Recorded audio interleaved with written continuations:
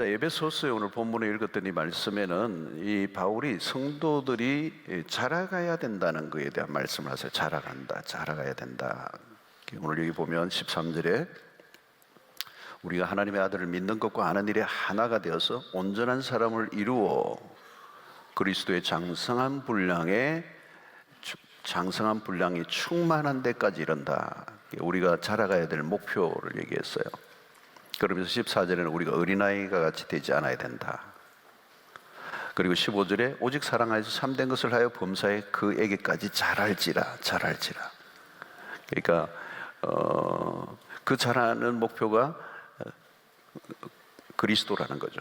그리스도에게까지 자라야 된다. 이 자람에 대한 얘기를 하는데, 사실 이 에베소서의 많은 부분에서 우리의 영적 성장에 대한 얘기를 하고 있습니다. 예수님을 보면 예수님의 어린 시절을 누가복음 2장 52절에 이런 말씀해요. 예수는 지혜와 키가 자라가며, 그죠? 하나님과 사람에게 더욱 사랑스러워져 가시더라. 그러니까 이게 전인적 성장을 말하는 거예요. 예수님이 지혜도 자라가고 키도 자라가고, 그리고 하나님과의 관계도 더 자라가고, 또 사람들과의 관계도 더 깊어지고 풍성해지고, 이게 성장을 얘기하는 거죠. 자, 인간은 어떤 형태로든 자라는데, 특별히 이 자람에 있어서 우리의 신앙의 영역에서 매우 중요한 것은 우리가 영적인 부분의 성장을 얘기하는 것입니다.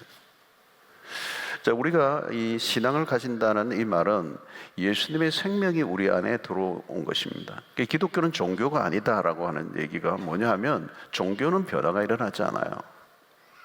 종교는 엄격하게 얘기하면 우리 안에 생명의 영이 우리 안에 없기 때문에 종교는 죽은 영이에요. 그런데 기독교가 종교가 아니라는 말은 참 생명이 우리 안에 들어온 거예요. 예수 그리스도의 생명이 우리 안에 들어와 있는 것이죠. 그래서 구원을 받았다는 말은 새로운 생명이 우리 안에 들어와 있다. 이전에 우리가 어떤 존재죠? 죽었던 존재라고 그러죠? 에베소서 2장 1절에 뭐라고 얘기합니까? 그는 허물과 죄로 죽었던 너희를 살리셨도다. 우리가 옛날에는 죽어 있었다는 거죠. 예수를 믿기 이전에는 죽어 있었어요. 살았어요. 이제 우리가 허물과 죄로 죽었던 우리가 살렸는데 그리스도가 우리를 살려주셨다는 거죠. 살아났다는 이 말은 그냥 살아났다는 말이 무슨 의미예요? 하나님의 생명, 영원한 생명이 우리 안에 들어와 있다는 거죠. 그래서 우리의 신앙의 본질 안에 굉장히 중요한 것은 그 생명이 우리 안에 들어오면서 그 생명이 그냥 머물러 있는 것이 아니고 우리가 그 생명 안에서 자라가는 것입니다. 여러분, 이 생명의 특징이 뭐냐면 자라감이에요. 자라간다는 거예요. 요한복음 15장을 보면 포도나무와 가지와의 비유를 하죠. 이 생명적 결합을 얘기합니다. 굉장히 중요한 비유가 요한복음 15장의 비유인데, 포도나무와 가지와의 비유, 그죠? 예수의 그 생명 안에 우리가 접붙임된 것이죠. 예수의 생명과 접붙여져 있으니까 예수의 생명이 내 안에서 작동되는 것이다 하는 겁니다. 그래서 예수를 믿으면 그냥 영생을 얻었다, 이걸 교리적 이해로 끝나면 안 되고 영생을 사는 거죠. 하나님의 생명 안에서 살아가는 것, 그리고 그 생명은 우리 안에서 우리로 하여금 자라게 하신다는 겁니다. 그래서 여러분, 우리 안에 계신 성령이 어떤 영이에요? 생명의 영이십니다. 그래서 다시 살리시는 이의 영, 그게 성령이라고 그러죠. 성령은 살리는 영이에요. 그죠? 일으키는 영이고, 우리 안에 그 모든 것을 다시 일으키고 살려내는 그 힘이 작동되고 있는 것이 우리 안에. 여러분, 우리 안에 예수를 안 믿을 때는 막 미워하고 막 그냥 사람을 정죄하고 죽이는 그런 막 정오의 마음을 우리가 가지고 있었어요. 그게 일반적인 사람들의 모습입니다. 그런데 우리 안에 성령이 오시니까 그 미워해야 되는 그 사람을 미워하지 않고 사랑하는 영이 우리 안에서 역사하시는, 그게 생명의 영인 거죠. 다시 살리는, 영적으로 우리가 그 죄의 힘의 지배를 받으면서 망가뜨려져가는 삶이 아니고 우리의 삶을 살아나게 만들고 일으키게 만들고 회복시키고 새롭게 하는 그 영이 바로 성령이신 그 살리시는 영이 우리 안에 계시기 때문에 그렇게 살도록 만든다는 것입니다. 자, 여러분, 우리에게 기쁨이 뭔가 하면 기쁨 중에 기쁨은 자라감의 기쁨이에요. 자라감의 기쁨. 여러분, 우리가 부모들이 자녀들이 자라가는 걸 보면서 기뻐하는 거예요. 그러니까 그 기쁨은 이 세상에 어떤 것과도 비교할 수 없는 기쁨이 있는 것입니다. 그래서 여러분, 우리가 누려야 하는 기쁨이 있는데 그것은 영적 성장의 기쁨이에요. 성장의 기쁨. 그리스도 안에서 자라가는 기쁨을 누려야 한다는 겁니다. 근데 이것은 그냥 선택의 문제가 아니고 반드시 필수예요. 그리스도인이라면 누구든지 그리스도 안에서 자라가야 된다는, 영적으로 자라가야 된다. 이걸 놓치면 안 된다는 것입니다. 왜? 우리 안에 예수의 생명이 들어와 있기 때문에 안 자라고 가만히 그냥 변화 없이 교회 신앙생활을 할 수가 없다는 겁니다. 반드시 예수의 생명이 우리 안에 들어오면 그 생명이 우리로 하여금 자라가게 할 수밖에 없다는 겁니다. 그리고 그 자라남이 우리의 삶의 가장 큰 기쁨이 되는 것입니다. 자, 언제까지 자라는 줄 아세요, 여러분? 정신은 계속 자랄 수 있어요. 깊어질 수 있어요. 더 원숙해질 수 있어요. 그죠? 그 영적인 것도 마찬가지예요. 그래서 우리가 육체와 영혼을 분리해서 생각해야 합니다. 육체의 성장이 멈추면 영혼의 성장도 멈춘다고 생각해서는 안 돼요. 네. 영적인 성장은 계속된다. 그리고 계속 되어야 된다는 거예요. 영혼과 육체의 성장이 함께 멈추면 큰일이에요. 그야말로 다 산 거예요. 다 산 거예요. 죽음이 다가온 겁니다. 기대할 게 하나도 없어요. 그러면 그건 소멸 자체죠. 끝이라는 거죠, 여러분. 성장이 일어나지 않는다면 그건 끝이에요. 그거야말로 정말 절망해요. 근데 여러분, 바울이 고린도서 4장 16절 이렇게 얘기합니다. 그러므로 우리가 낙심하지 아니하노니 우리의 겉사람은 낡아지나 우리의 속사람은 날로 새로워지도다 그랬어요. 이게 굉장히 중요한 메시지예요. 이 본문이 계속적인 성장을 한다는 거죠. 겉사람은 어쩔 수 없이 나이가 들면 낡아지지만 우리의 속사람, 영혼은 날로 새로워지도다 그랬어요. 그러니까 겉과 속을 구분해야 합니다. 나이가 들었다고 나는 이제 더 이상 끝이다 이렇게 여기면 안 돼요. 자라간다는 것은 여러분 일평생의 작업이라는 거죠. 이게 멈추지 않는다는 겁니다. 갈수록 더 새로워져 간다는 거예요. 이건 굉장히 바울이 봤던 새로운 시각이에요. 세월이 흐르면 흐를수록 20대보다 30대, 30대보다 40대, 40대보다 50대 계속 해야 돼요. 그런데 그렇게 가는 거예요. 그런데 이 자라간다는 걸 뭘로 표현할 수 있어요? 다르게 좀 표현하면요, 익어간다라고 표현할 수 있어요. 익어간다, 무르익어간다. 이 익어감을 다르게 좀 성경적 표현을 한다면요, 그 익어간다는 말이 뭐냐면 충만함이라는 거예요. 충만함. 충만함을 좀 다르게 표현할까요? 꽉 찬 존재감. 약간 철학적인 냄새가 나는 단어예요. 꽉 찬 존재감. 다르게 표현하면 뭘까요? 가장 인간다워지는 거예요. 하나님이 본래 만드셨을 때, 디자인하셨을 때 그 원형으로 돌아가는 거예요. 타락 이전에. 그죠? 하나님이 원래 디자인하셨을 때 그를 돌아가는, 가장 인간다워져 가는 거. 그러면 가장 인간다움이 무엇이냐? 하나님의 형상의 회복이에요. 그러니까 이마고데이라고 그러죠. 하나님의 형상대로 지음받은 우리. 그 하나님의 형상이 죄로 인해 깨어졌는데 이제 하나님의 복음 안에서 그 생명을 우리가 얻고 그 안에서 우리가 날마다 새로워져 갈 때 그 형상을 회복해 가는 거예요. 그래서 그 회복된 상태를 에베소서 2장 10절에는 뭐라고 표현하느냐면 우리는 그가 만드신 바라, 마스터피스라고 얘기해요. 예?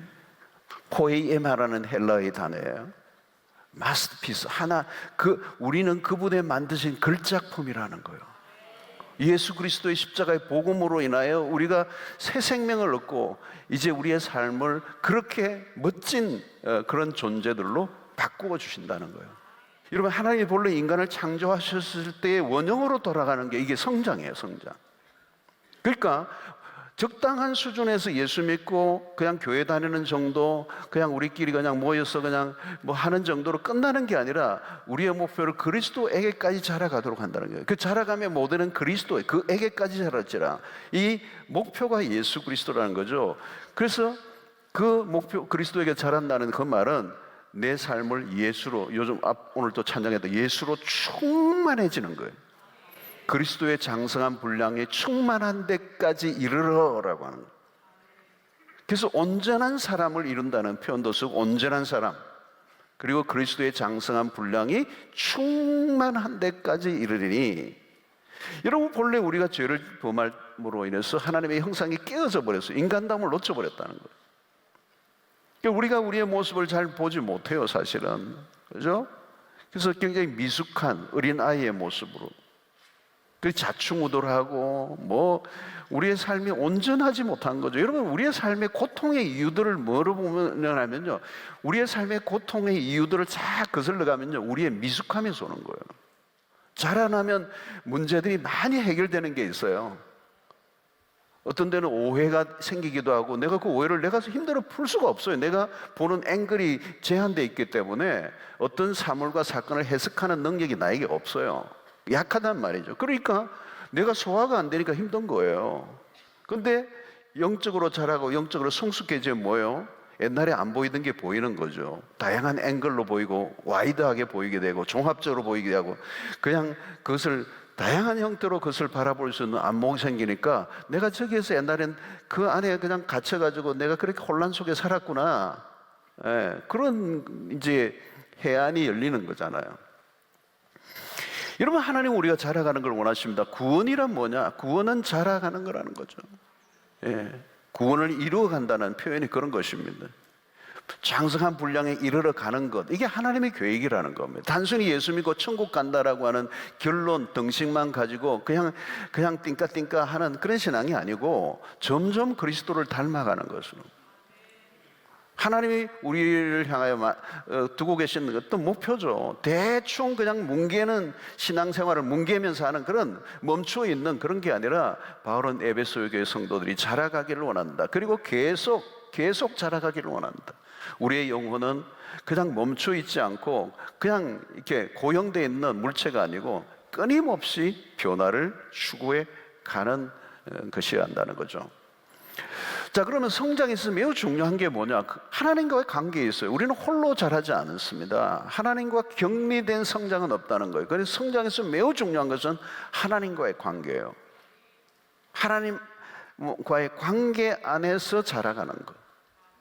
근데 여러분, 하나님과의 관계를 맺는 것 중에 매우 중요한 게 뭐냐면 우리는 말씀과 기도예요.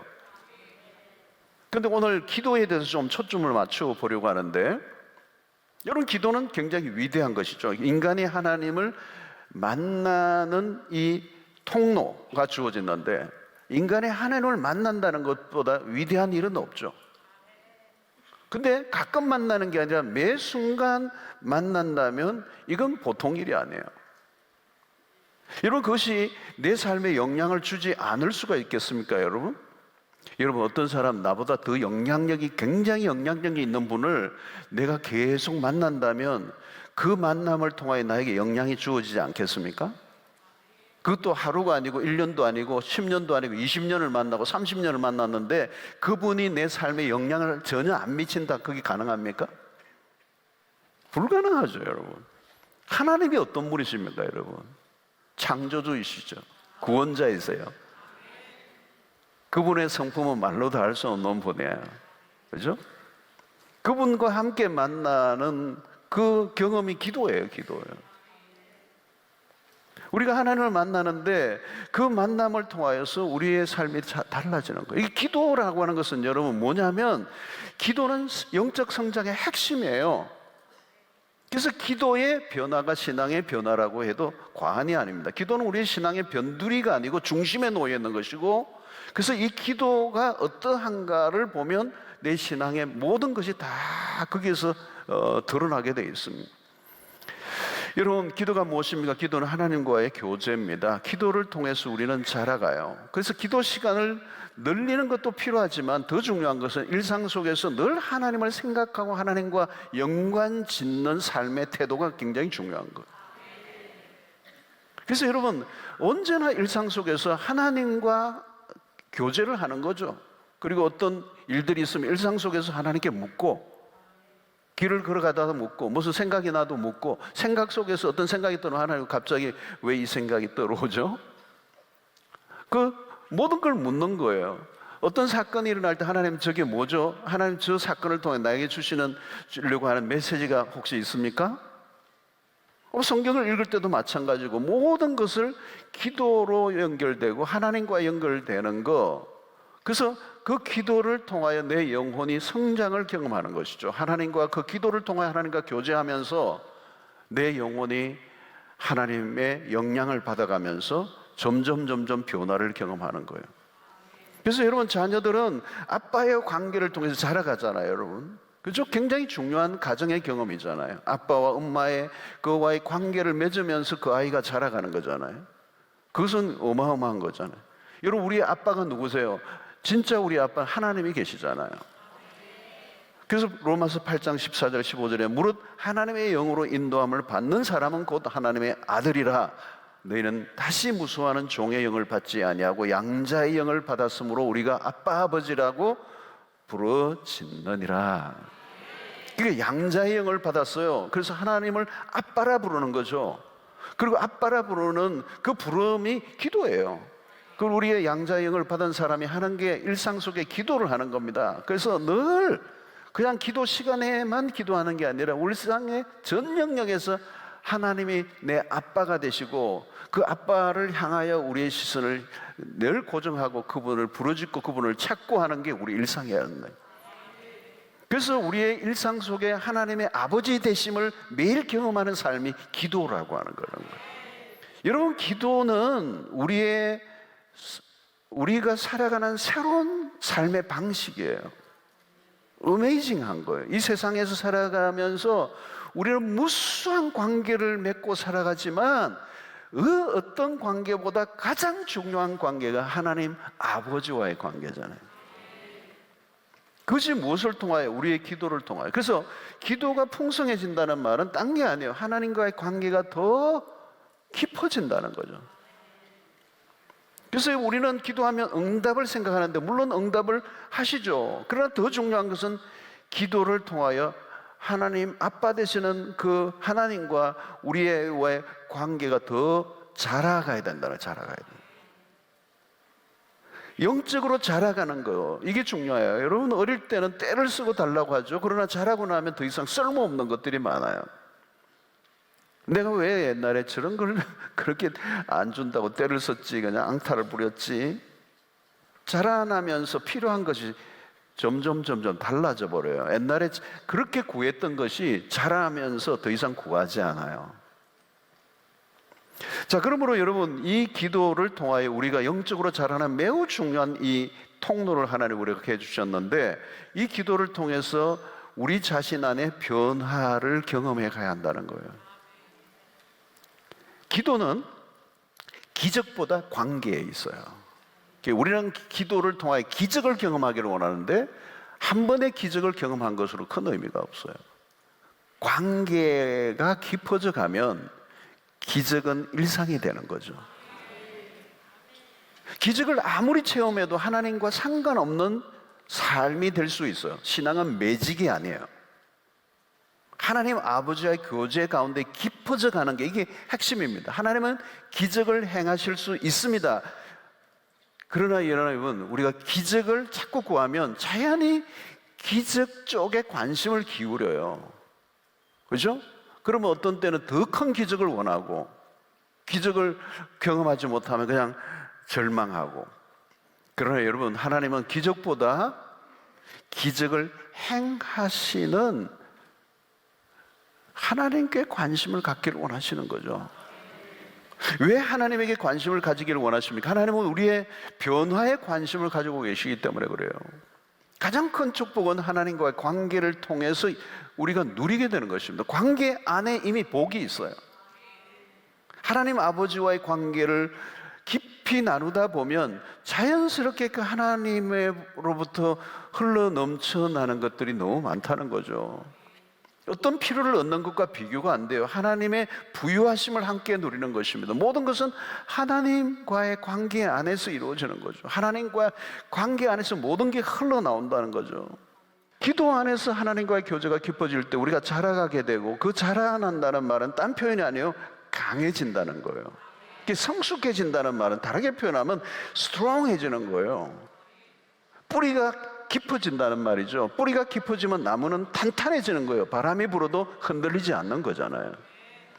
그러니까 여러분, 육체적으로도 보면요, 건강한 사람은 뼈나 이렇게 골격이, 근육이 아주 이렇게 있어요. 그러면 활력이 넘치고 웬만해서 피곤하지 않잖아요.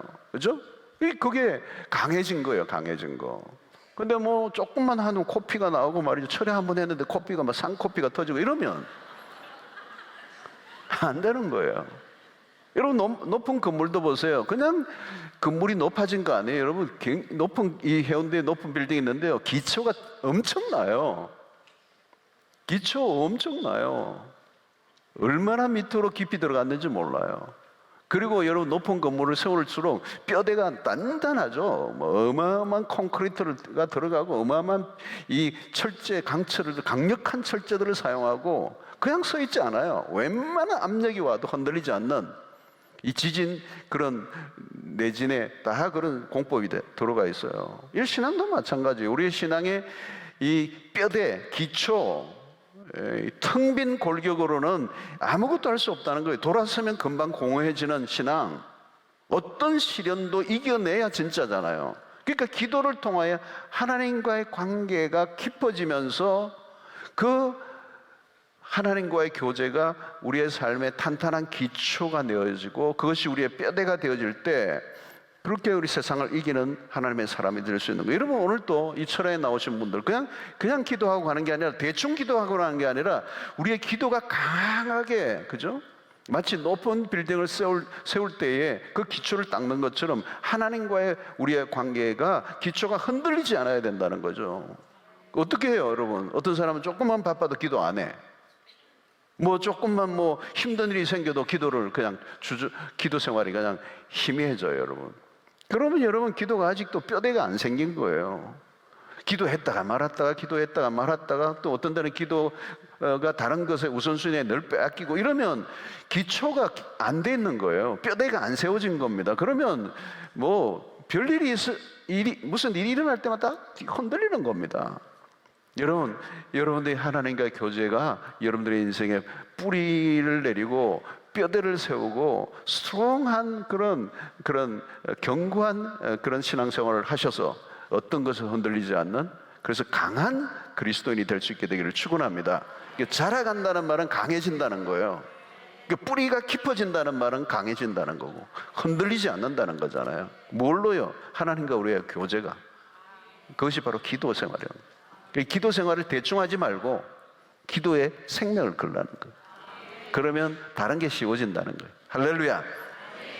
자, 그리고 이 기도가 자라가야 되는데, 기도가 자라가는 건 뭐를 볼 수 있느냐 하면, 개인의 소원에서 하나님의 뜻으로 옮겨져야 돼요. 기도의 출발점은 거의 자기 자신의 원하는 것으로부터 시작이 되죠. 그래서 자신의 뜻을 관철하고 싶은 기도가, 그게 기도의 출발이에요, 여러분. 그래서 초신자 때는 어쩔 수 없이 그런 것으로부터 출발하죠. 그래서 주시옵소서 그러죠. 근데 여러분, 인간은 자아중심적이에요. 자기에게로 향하는 것이 본성적이에요. 그죠? 그냥 자동적이에요. 그냥 자기중심성, 이걸 극복하기 어려워요. 여러분, 우리의 문화도 마찬가지예요. 모든 것이 자기중심적이죠. 모든 게 자기에게 관심을 집중시키려고 하는 것, 자신의 욕구, 자기의 관심으로 꽉 차 있어요. 뭐 공부를 하든 뭐 일을 하든 돈을 벌든 모든 것 자기 자신을 위하여, 자아중심에 벗어나서 다른 곳으로 시선을 옮기기가 굉장히 어려워요. 그래서 자아중심은 굉장히 끈질겨요. 왜냐? 재성으로부터 오는 것이기 때문에 자아에 몰두하다 보면 다른 것을 다 놓쳐버려요. 왜? 자기에게 시선이 고정되어 있기 때문에. 여러분, 이게 우리의 신앙생활에도 마찬가지입니다. 우리 자신에게 너무 집중하면요, 하나님의 위대하신 일을 보지는 못해요. 하나님이 행하신 것을 놓치는, 자아중심적 삶을 살면 진짜를 놓치는 거예요. 나에게 집중하다가 하나님을 놓쳐버려요. 내가 한 일 때문에 집중하다가 하나님이 하신 일을 놓쳐버려요. 여러분, 하나님이 창조하신 세계를 보지 못할 뿐만 아니라 창조하신 하나님을 놓쳐버려요. 그래서 거기 가서 사진만 남아, 보지도 않으면서. 그죠, 여러분? 이기심은 눈을 가린다는 거예요. 영적 성장은 하나님의 뜻을 발견해가는 과정을 통해서 일어납니다. 그래서 하나님의 뜻을 알아가는 게 우리 신앙의 핵심 부분이고 성장의 핵심 부분이에요. 그러니까 하나님의 뜻을 알지 못하면 내가 무엇을 구하는지를 모르고 기도하는 거예요. 하나님의 뜻을 알면 비로소 모든 게 명료해집니다. 그래서 성경을 읽을 때, 우리는 창세기부터 요한계시록까지 읽을 때 매우 중요한 초점 가운데 하나가 그 성경을 통하여 하나님의 뜻을 알아가는 거예요. 그 하나님의 뜻을 더 많이 알수록 그런 자랐다라고 얘기하는 거예요. 부모 가정에서도 마찬가지, 부모님의 뜻을 많이 알아가면서 철이 들어가는 거잖아요, 그죠? 옛날에는 내가 원하는 것 외에는 다른 생각을 해본 적이 없어요. 부모가 어떤 생각을 하고 있다는 생각을 해본 적이 없잖아요. 그 탕자의 모습이 그거잖아요. 자기의 뜻만 관철하려고 했던, 그래서 아버지의 유산을 가고 떠났던 그 탕자잖아요, 그렇죠? 그러니까 하나님의 뜻을 아는 것은 쉬운 게 아니죠, 여러분. 쉬운 게 아니에요, 여러분. 하나님의 뜻을 아는 게 쉬운 게 아니에요. 요즘 욥기서 하는데 욥기서를 통하여 고난을 당하고 있는 백성들이 많아요. 요즘 너무 어려워가지고. 욥기서를 통해서도 마찬가지죠. 고난을 정확하게 이해할 수 없어요. 그 욥기서에서 얘기하는 거예요. 고난을 인간은 알 수 없도다. 근데 그걸 아는 척해서도 안 되고 알고 있다고 자기가 자신해서도 안 되는 거예요. 그러니까 그 모든 것 안에는 하나님만 아시는 게 있단 말이죠. 그 하나님의 뜻을 알아야 되는데 우리가 이 하나님의 뜻을 알지 못하니까 일어나는 해프닝이 너무 많아요. 그래서 여러분, 우리가 기도 속에서도 언제나 기도의 초점은 하나님의 뜻을 알게 하소서. 말씀을 들을 때도 하나님의 뜻을 알게 하소서. 여러분, 어느 순간 그러면요, 우리가 하는 일을 하나님에게 도와달라고 하지 않아요. 우리는 자꾸 우리의 일에 하나님을 끌어들이려고 해요. 그러나 우리가 하는 일보다 더 중요한 것은 하나님이 무엇을 원하시는지, 하나님이 하시려고 하는 일이 무엇인지 아는 게 더 중요해요. 물론 우리가 하려고 하는 일과 하나님이 하시려는 일이 일치되면 너무 좋죠. 그러나 중요한 것은 우리가 하고 싶은 일이 아니에요. 하나님이 하시고자 하는 일이 무엇인가를 아는 게 중요해요. 하나님이 하시는 일이 무엇인지를 찾고 그 일을 우리가 하려고 해야 되죠. 그래서 우리의 기도의 포커스는 언제나 하나님이고 하나님의 뜻이어야 된다는 거예요. 그러니까 하나님이 종종 우리에게 물으세요. 왜 내가 너의 기도를 들어줘야 하는데? 왜? 명확하게 답을 해야 돼요. 하나님, 이 기도를 내가 간절히 드리는 이유를 하나님께 설명해 드려야 돼요. 하나님의 뜻에 일치한 기도를 드리면 그 기도는 파워풀해지죠. 힘이 있어져요. 내 육신의 원함을 따라 기도하면 얼마 못 가서 기도가요, 축축 처져요. 내 영 안에 기쁨이 없어요. 그 기도를 하는데 기쁨이 없어. 내가 알아요. 내 기도가 관역을 벗어나 있다는 거예요. 하나님의 뜻과 상관없이 내 욕심에서 나온 기도이기 때문에 그 기도는 소리를 쳐도 그게 하나님의 보좌 앞으로 나아가고 있지 않다는 느낌을 자기가 알아요. 근데 하나님의 뜻을 알고 기도하면 그 기도는 작게 기도도 힘이 있어요. 그리고 기도가 깊어지면 그 안에서 기쁨이 있어요. 기도하는 가운데 기쁨이 있어요. 만족감이 와요. 이게 나의 원함이 아니라 아버지의 원함 안으로 들어갈 때 그런 기도를 우리는 성숙한 상태의 기도라는 거죠. 자라갔다는 거예요. 그래서 내 소원이 아니라 하나님의 뜻을 알아가는, 그래서 그것이 더 깊어질 때 우리의 기도가 자랐다는 것이고, 그 자라는 기도는 파워풀해지고, 그리고 그 기도는 응답될 수밖에 없고. 왜? 그것은 하나님의 뜻에 합당한 기도이기 때문에, 일치한 기도이기 때문에 그 기도는 이루어질 수밖에 없고, 그 기도는 강력해지고, 그 기도 안에 있을 때 우리의 신앙은 자랐다고 말할 수 있는 것입니다. 세 번째 매우 중요한 것은 이 기도가 결국은 자아중심에서 공동체로 옮겨져 가는 거예요. 여러분, 성경은 공동체를 강조합니다. 개인에게만 주신 말씀이 아니고 성경 자체는 공동체적인 거예요. 그래서 하나님의 의도는 언제나 공동체를 중요하게 여겨요. 그러니까 나만의 기도 응답이 아니라 공동체. 그게 커지면 뭐예요? 하나님의 나라예요. 그래서 여러분, 이 기도의 비밀을 우리가 깨달아야 돼요.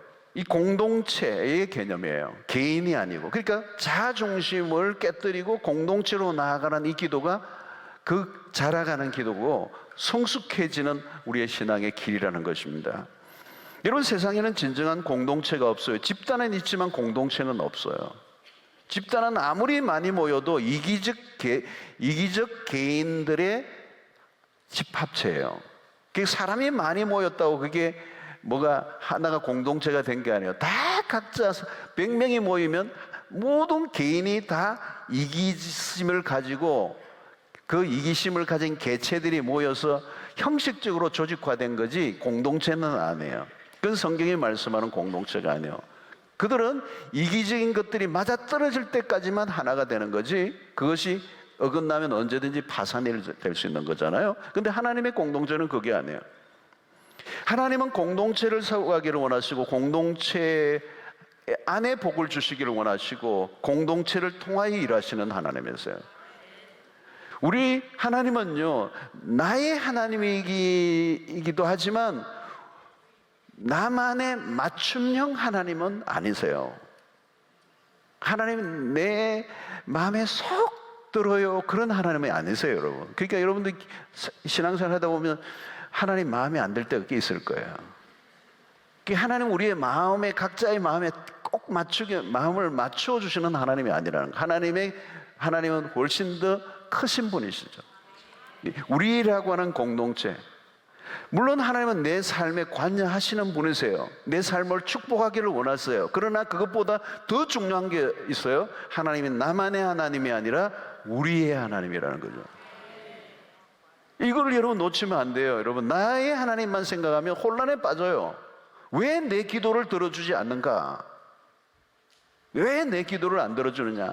여러분, 만약에요, 하나님이 나만의 기도를 들어주신다면 어떻게 될까요? 이 세상이 당장 혼란에 빠져요. 혼란에 빠져요, 여러분. 나의 기도를 안 들어주셔서 천만다행인 경우가 너무 많아요. 나만의 기도를 들어주셨으면요, 쩔룩거리고 다닐 뻔도 많고요, 목도 날아가고요, 사업이 갑자기 다른 집에 사업이 뒤집어지고요, 쓸데없는데 다리가 나아지고 별일이 다 생겨요. 나의 기도만 들어주시는 하나님이라면요, 내가 하나님이 되는 거잖아요. 그럴 수가 없어요. 우리의 자아 중심에 누가 앉아 있는가 하는 거죠. 여러분, 하나님이 우리에게 속한 것이 아니고 우리가 하나님에게 속해 있어요. 내가 최고가 아니에요. 하나님이 최고이세요. 하나님만이 지존자이세요. 내가 아무리 회사의 CEO라 할지라도 내가 지존이 되면 안 되죠. 내가 아무리 출세하고 성공했다 할지라도 내가 중심이 되면 안 되잖아요. 내가 중심이 되고 내가 최고가 되면 그 순간부터 혼란이 시작이 되는 겁니다. 그래서 여러분, 주기도문을 보세요. 나를 위한 기도이기보다 공동체적인 기도예요. 하늘에 계신 우리 아버지요. 그래요. 공동체를 놓치면 기도는 허공을 치는 겁니다. 빗나가는 거예요. 이 공동체는 하나님의 아이디어예요. 나의 기도만 이루어지면 복일까요? 절대 복이 될 수가 없어요. 우리의 기도가 이루어져야 복이 된다는 거예요. 나만을 위한 그런 나라는 존재하죠. 하나님의 나라는 우리가 모두 함께 누리는 나라다 하는 거죠. 곁에 불행한 사람이 있는데 나만 행복할 수가 있는가요? 그럴 수가 없는 거잖아요. 불가능한 것입니다. 여러분, 오늘날 정신질환의 많은 이유 중에 하나가 이 나만의 이 세계, 그죠? 공동체를 잃어버렸기 때문에요. 공동체예요. 아무리 치료를 받아도 공동체 안으로 돌아오지 않으면 병은 재발돼요. 아무리 약을 먹어도 안 돼요. 나만의 왕국은 불행한 나라예요. 자신이 왕이 된 소왕국에는 아무도 같이 살고 싶지 않아요. 자기도 살고 싶지 않아요. 그럼에도 인간은 끊임없이 자신의 왕국을 건설하고 싶어 합니다. 자기에게만 몰두하는 거잖아요. 여러분, 교회 안에서 봉사도 하고요, 이웃도 섬기고 다른 사람과 관계를 잘 맺는 것처럼 보이는데 엄밀히 들어가 보면 그 봉사도, 교회를 섬기는 것도, 이웃을 사랑하고 뭐 관계를 맺는 것도 사실은 자기 자신을 위해서 하는 사람들이 있어요.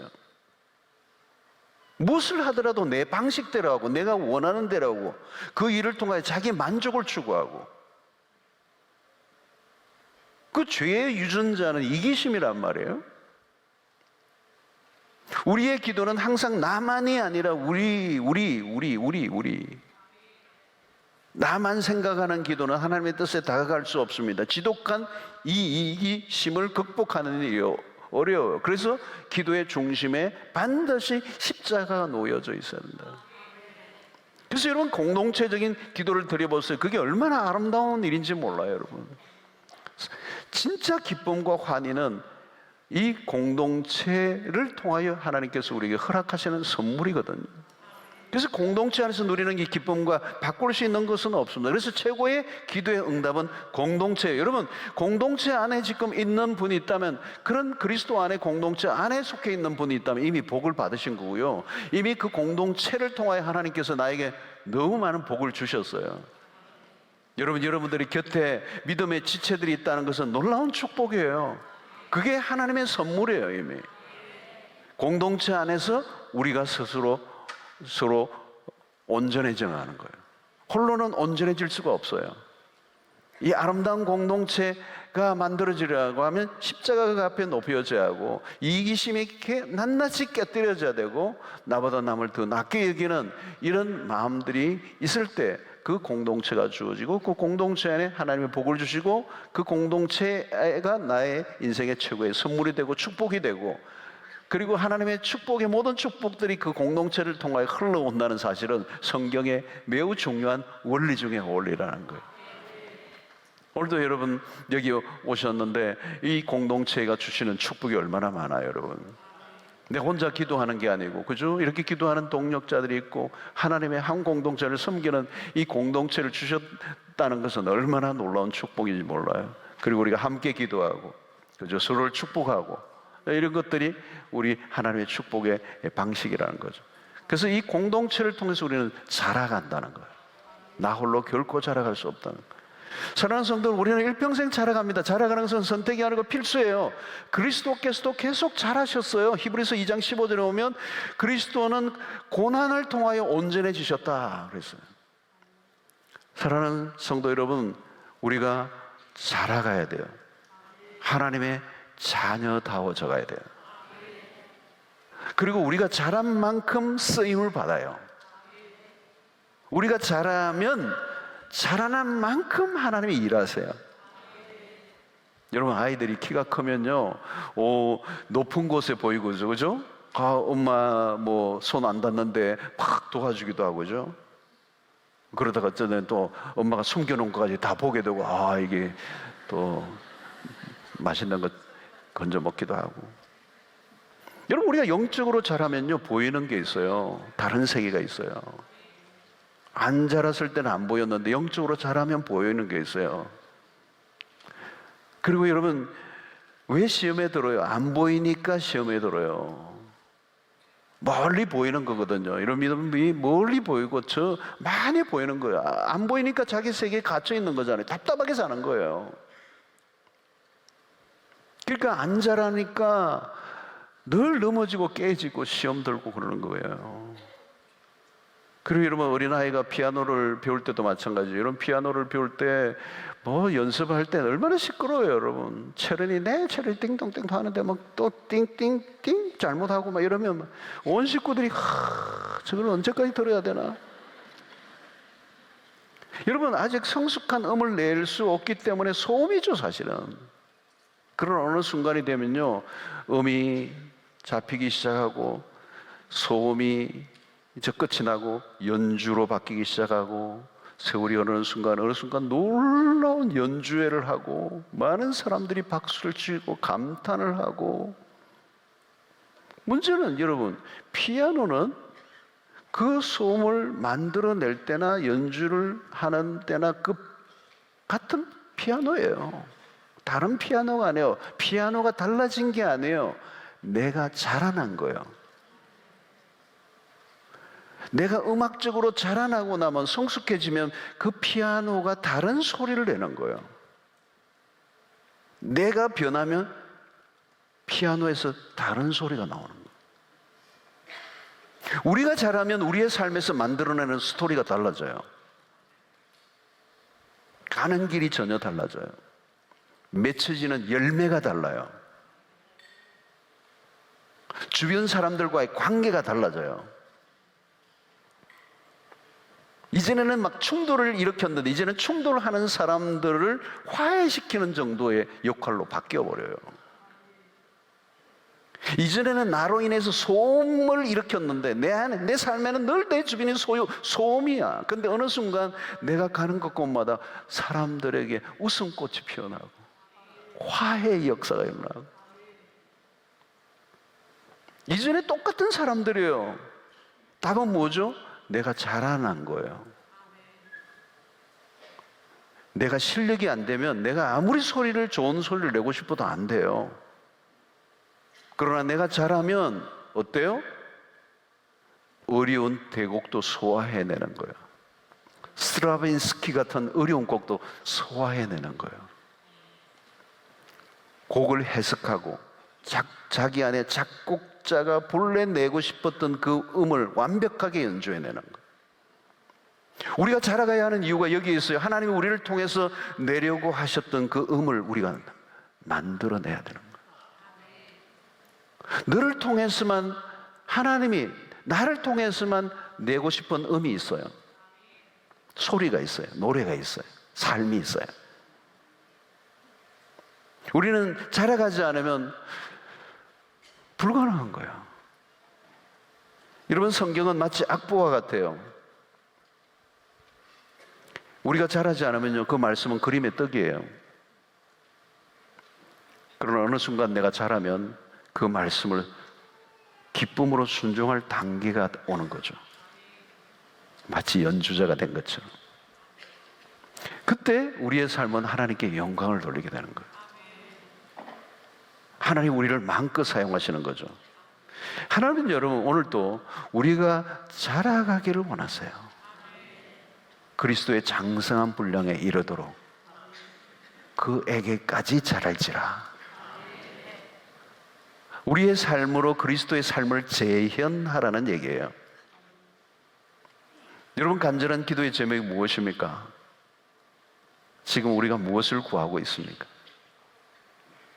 하나님은 우리가 무엇을 하기 이전에 하나님이 관심을 가지는 것은 우리 자신들이에요. 우리가 하나님의 자녀다워지는 것, 하나님의 자녀답게 자라가는 것, 그 소원이 우리에게 있어야 돼요. 여러분, 우리가 예수를 닮은 자가 되면요, 그 다음은요, 하나님이 하세요. 그래서 요즘 예수로 충만하네. 예수 안에, 우리 안에 예수로 충만해질 때, 그죠? 하나님이 우리의 삶을 통하여 이 세상 가운데 드러내고 싶은 것들이 있는 거죠. 그 예수로 충만할 때 우리의 삶을 통하여 흘러 넘치는 그 무엇이 이 세상을 바꾸어 놓을 수 있다는 거잖아요. 여러분, 우리가 무엇을 하는 게 아니에요. 그리스도 안에서 자라가는 거예요. 자라가지 않은데 우리가 하는 것은 다 소음이에요. 아름다운 연주가 되려고 하면 그리스도에게까지 자라갈 때. 그래서 여러분, 이 자라감을 우리의 일평생의 목표가 돼야 돼요. 멈추지 않아야 돼요. 금요철에 열심히 나오는 게 목표가 아니죠. 이런 시간들을 통하여 우리의 영혼이 자라가는 거예요. 이 연말이 되었습니다. 이 한 해도 내 영혼이 자라왔는가? 그리스도를 더 닮아져 가는가? 내가 진짜 예수 안에서 변화되어져 가고 있는가? 어쩌면 어느 시점에서 나는 멈추고 만 건 아닌가? 어느 시점에서 멈추어 버렸어. 더 잘하지 않아. 여러분, 직분을 가지는 게 성장은 아니에요. 우리의 영혼이 자라가는 거예요. 내 그 사람은 낡아지나 속 사람은 날로 새로워져 간다는 말은 계속적 변화예요. 그리스도의 장성한 분량에 이르도록 자라가는 것. 주님이 원하시는 그거예요. 오늘 또 우리의 삶이 자라갈수록 하나님은 우리의 삶을 통하여 당신의 쓰고 싶은 스토리를 우리의 삶을 통하여 써나가기를 원하시고, 아름다운 향기를 드러내고 아름다운 그런 삶을 통하여 이 세상에 한 번도 보지 못했던 비경을 우리의 삶을 통하여 드러낼 수 있는 그런 은혜가 있게 되기를 축원합니다. 하나님, 자라가게 해 주십시오. 자라가도록 힘쓰겠습니다. 멈추지 않겠습니다. 계속적으로 하나님의 사람답게 성장해 가겠습니다. 그런 은혜가 여러분들에게 있게 되기를 축원합니다.